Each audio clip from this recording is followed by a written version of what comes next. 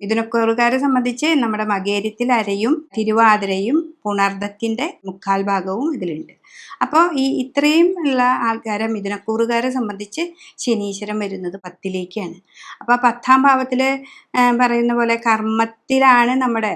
അപ്പോൾ കർമ്മത്തിൽ ഇവിടെ വ്യാഴക്ഷേത്രത്തിലാണ്. അപ്പോൾ സാമ്പത്തികമായിട്ട് ചിലപ്പോൾ ബ്ലോക്ക് ഉണ്ടാവാം. ഇന്ന് തരാമെന്ന് പറയുന്ന പൈസ നമുക്ക് കുറച്ച് നാൾ ഡിലേ വരാനായിട്ട് പറ്റും.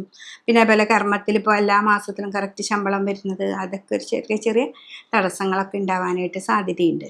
പക്ഷെ നിങ്ങൾക്ക് മിഥുനക്കൂറുകാരെ സംബന്ധിച്ച് അവിടെ വ്യാഴം വന്ന് നിൽക്കുന്നുണ്ട്. ഈ കർമ്മത്തിൽ നീതിനിഷ്ഠമായിട്ട് കാര്യങ്ങൾ ചെയ്യുകയും അവിടെ എന്തൊരു ചെറിയതായോ വലുതാണോ കർമ്മമെന്ന് നോക്കാതെ നമ്മൾ ചെയ്യുന്ന ഒരു ജോലി അത് അത്രയും കൃത്യനിഷ്ഠമായിട്ട് ചെയ്യുകയാണെങ്കിൽ ശനി നമുക്കവിടെ സാമ്പത്തിക വളർച്ചയാണ് നൽകുക.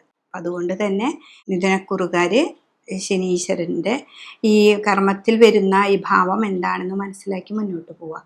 ഇപ്പോൾ കുട്ടികൾക്കാണെങ്കിലും പുറത്തേക്ക് പോകേണ്ട കാര്യങ്ങളാണെങ്കിലും ഇപ്പോൾ അവിടെ ചെന്നിട്ട് ചിലപ്പോൾ ആദ്യം കുറച്ച് ഡിലേ ഒക്കെ ഉണ്ടാവാം. അത് അല്ലെങ്കിൽ നമ്മൾ വിചാരിച്ച സാലറി നമുക്ക് കിട്ടിയെന്ന് വരില്ല. അതൊന്നും നിങ്ങൾ ചിന്തിക്കേണ്ടതില്ല. ഏത് ജോലിയാണോ കിട്ടുന്നത് അതിൽ കയറി പറ്റുക.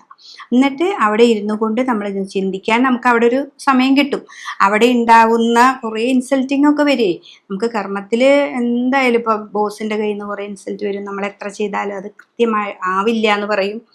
അതിലൂടെ വരുന്ന ദോഷങ്ങളൊക്കെ നമുക്ക് ഉണ്ടാവും. പക്ഷെ അത് ഒരു ദിവസം നമ്മൾ ഇരുന്ന് ആലോചിക്കും, നമുക്കതെങ്ങനെയാണ് ശരിയാക്കുക.